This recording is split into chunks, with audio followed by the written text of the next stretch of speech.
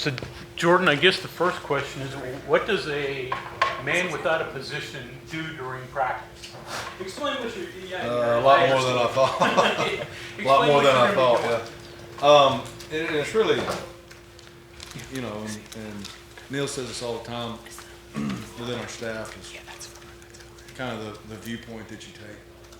It's a little more of a 30,000 foot view rather than or actually probably a little, 40,000 foot view rather than a 30,000 foot view of everything that's going on. And it's really more, the important thing for me to all the guys is the voice and them hearing, whether it's fundamentals or whether it's scheme, just that reassurance from me that, hey, this is how, number one, we expect to do things, and this is, how that we do things, whether it's fundamentally, schematically, whatever it is.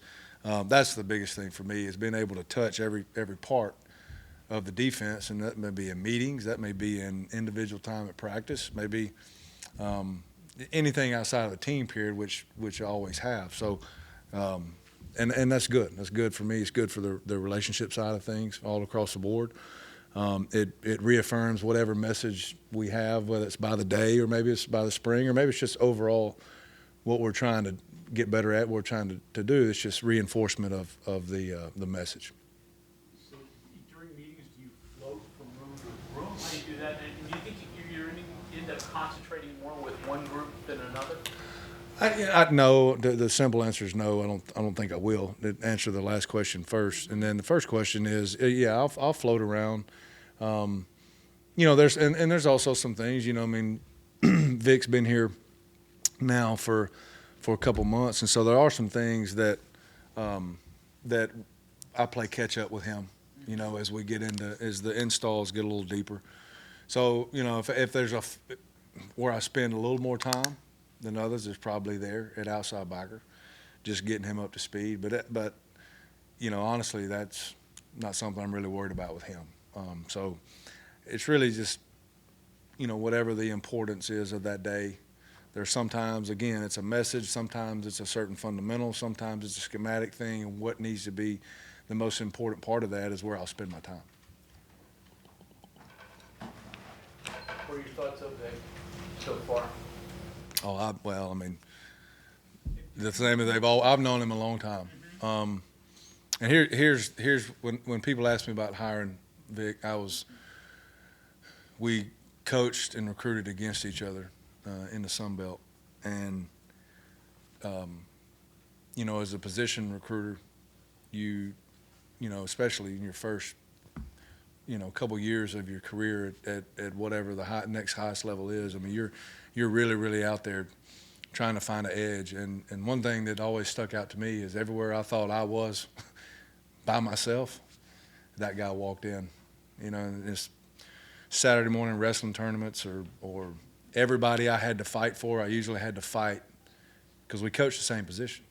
I had to fight against him in recruiting. And that told me all I needed to know in recruiting. And then on the flip side of that is working camps and clinics and things. I've been around him on the grass, which was probably the difference in everybody else that was being considered, is I've been on the field with him and the energy he brings. And if you just look, I just always look at a guy's production in their unit. And everywhere he's been, his units have been productive in an area we need improvement. And so all those things, for me, it was the perfect hire. Coaches kind of say that it's a copycat business, right? Are you copying like anybody what you're doing specifically? Like, is there a model you've looked at? Like, okay, how did this guy do what I'm about to do? Was like this walk around coach? No, not really. I'm really kind of doing this. I know some guys that do, and I guess it really just never. I'll probably pick their brains after spring when I kind of go back and kind of self-scout where we are, and then how some things need to be, if they need to be handled different. But I really haven't. I think you see it more and more now with the number of coaches some people have and there's some rule changes, but I think has been more of a little bit of an NFL thing. But there are more and more college guys that are walking around. So I really haven't thought, Mike, to to ask anybody. This is not possible 5 or 6 years ago because of the support staff and how much more you can do with. So I guess what you've done on that side, GAs, analysts, and all that, not only how you deploy them, but how you hire them too. How much does that change to enable you, but also who you're putting in those spots? Yeah, and I think it goes back to like with Vic, even Randy Wilkins, who's one of our analysts, Trey Bell, who's our other analyst, is everybody in that defensive staff room at some point has been in a coaching, teaching, and or recruiting environment with those guys.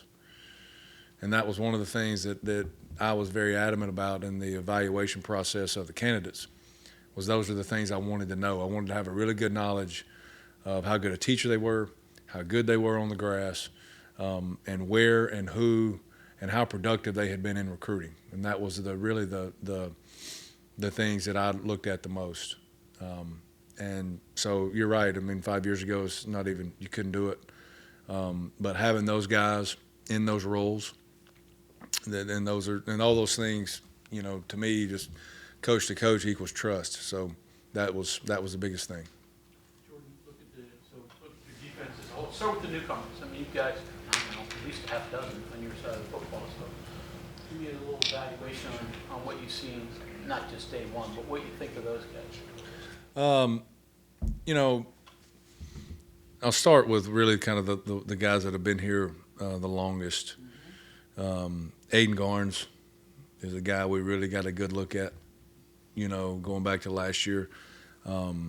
Is a skill set we need. He's long, he can really run, has a knack, can play the ball in the air. You know, Ty French, I mean, he is, I mean, his production, I think it at FCS speaks for itself. And his, you know, number one, he has a motor, and then number two is his juice, he's got some jets off the edge, which is something that we needed. T.J. Jackson, you know, a guy that is extremely explosive. Again, that has shown in his tape and in his production. The two kids from Northwestern are really, you know, they really don't know as much, but from what I saw today, there's some promising things there, just skill set wise, and the time they've been here to work out with us. You know, our freshmen that have come. T.J. Crandall is a guy again that can really run. You know, corner was a spot of emphasis for us, and speed, playing the ball in there was the top two things there. I think we've gotten faster with the additions. Then the Freshmen, you know, you start up front with Elijah, Obi, Nate. Those are going to be really good players. Probably a little more of a learning curve for them, just the nature of the position going from high school to college. You know, and I'm sorry, let me go back. Reed Carrico. Reed Carrico's a guy that I've been really impressed with. Not only how he works, but how he understands, I think, the position of linebacker. As, you know, through the drills and stuff we've done in the winter phase, is a skill set that I think can really help us there. You know, it's the deepest with getting Trotter back and Trey back. It's the deepest we've been at linebacker the whole time. But he's much needed help there and has done a good job. You know, freshman-wise, covered the guys up front. Secondary, you know, you're talking about today is Zay Jennings. You know, he's one you definitely you have to say whoa, way more than giddy up. He only knows one speed. And Israel Boyce those are going to be two that I think will really help us. I think they'll help us this year in some capacity, provide us really quality depth early, and then I think the further it goes, the more they develop, the more they'll help.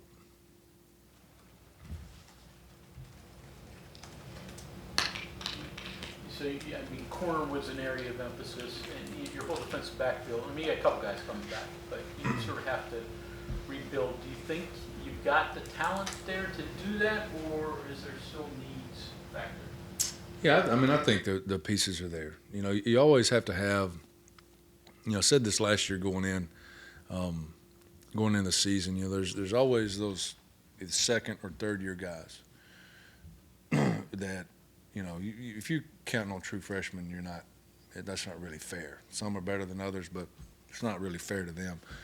And shouldn't have to do it, but sometimes you do.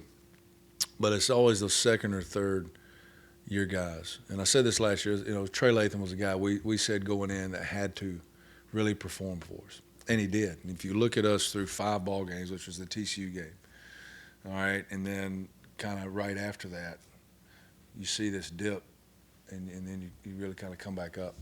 And that was a guy that we talked about. Well, this year I see it, and it's in the secondary. And it's really, just to name a couple, the Jackson twins, they need to be good players for us. Aiden Nelson needs to be a good player for us. Those are guys that need to help us. And if they do, then yes, the talent is there, and then that'll be the deepest that we've been at those positions, especially at the second and third level. And like Aubrey's a guy that's gonna swing around and play some multiple positions for us. And so those are guys that to answer your question simply, the talent's there, but it's that development, it's that second year where they got to really show up. Secondary linebacker, you like the depth there. What about up front? Do you like what you guys got? Do you need some more people, or? I mean, I'm never gonna say no to a great player. Yeah, I think that is something that we have continued to build. That's really where we started in 2019, and that was a room that had to be totally rebuilt, and for a number of reasons, schematically different, and all the things that go into that. But that is something that really over the last 3 years that AJ's kind of taken and done a nice job. I think that. And again, I think that there's some young pieces in there that, depending on the next 15 practices, 30 days, and then the summer, I think that can help us early. And again, if we talk about the same guy in the front, I just talked about with Jordan and Josiah and Aiden, Corey McIntyre. That's a guy that has shown a lot of promise, and if he develops in his second year and does what we think he can do, he'll be a guy that really, really can help us up front. You mentioned that this is the fastest you've probably been. Talk a little bit about what speed means, speed and quickness, and the difference between the two. Well, it's more significant than people think. If there's one thing that I think that me personally, that I've really honestly never put a lot of stock in is track times. And I put a little more stock in the 40, but not as much as I do the pro agility. And, I think if corner is something that stands out, that, hey, you obviously want those guys to be extremely fast, and you want to pay attention to their 40 time. But like I said, I paid more attention to the 40 than I do if they run track times. And the rest of it is short area quickness. And because that's where the game of football is played. D-line, linebackers, even your safeties to a certain extent, they're very rarely are you running over 20 yards in any given play. You're right. And that's what I tell them all the time. Like, if we're running 40s during a game, we're not very good. Like, you're not. We're getting beat anyway, so 4-6 versus 4-5 really doesn't matter. So it's the pro agility, the 5-10-5 drills, L drills, anything short area, cone drills. We do a lot more of those, especially in the last 3 years in our camp stuff when we're evaluating recruits. A lot more of that matters to me. And, the time, there's all kinds of things that go into a time of a drill like that. I'm just watching the burst of speed out of the change of direction. And that is a way more of a important defensive evaluation to me than straight line speed. But, I'm not devaluing speed in any way. And I can just tell watching this, through 10-yard bursts, 12-yard burst that we're faster than we have been. Not that you can do anything about it, but how big a shame is it that Asani Redwood's going to miss the spring? I guess a second straight one. Hurt a lot in his development. What do you think? Yeah, I mean, it's unfortunate for him, but the score at the end of spring is going to be 0-0, and our record's still going to be 0-0. So anytime that any player, especially a really, really good player, which I think Asani is, you know, I want him healthy when our record is counted. And so, you know, if something happens or if something has been happening, they need to get something fixed. Well, this is when I would rather them go ahead and get it fixed. You know, and Asani does everything that he's asked to do in rehab, just like he did with his knee. You know, he was way ahead of a lot of people coming off of an ACL, and you know, I mean, I think you throw him in that boat of people that if he performs well, we'll be fine. But it is unfortunate for him. I know he wants to be out there developing and practice, but I think he plays catch up as good as anybody, so he'll be fine. That's one for me. Jackson Twins, safety and corner. I mean, where one's one, one's the other. Where are they? Yeah, so Jordan plays corner, Josiah plays safety. You know, and really when you most of the time that determination is just based on skill set and where the position fits the person better. You know, Josiah is he's taller, longer, and we need some height and length back there in those positions to get a little to affect some windows. And then Jordan is probably a little quicker, a little faster. Just skill set fits a little different. You survived daddy-daughter dance? I saw the picture. Yeah, barely. But I did. I did right after a Disney cruise, so I survived both of them. I'm 2-0 in the month of March. Good. Thanks, Coop. Thanks, guys.